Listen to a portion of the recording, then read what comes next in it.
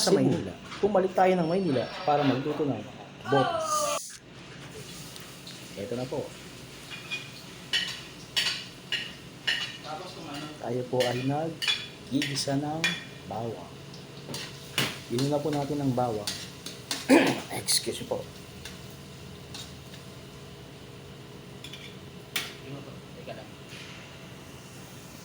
At ito po ang meron na kagad sibuyas. Mabilis ang mga pangyayari mga kababayan.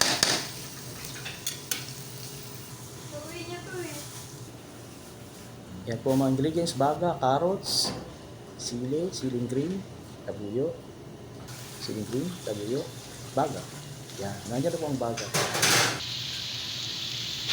Yan, lagyan po natin ng asin.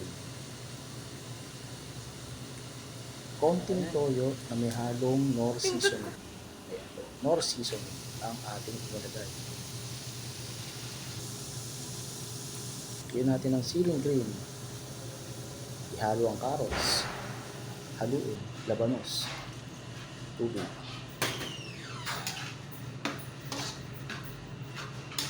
Haluin po natin ng konti. Dagdagan ng paminta. Ayan po, pag kumulo na siya, lagyan natin ulit ng konting sili na bulo. At ang atlote.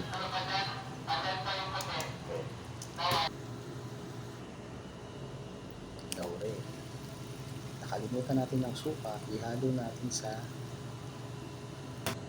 atsuete. Yan. Ito na po, malapit na siyang matapos. At tapos na nga, naluto na.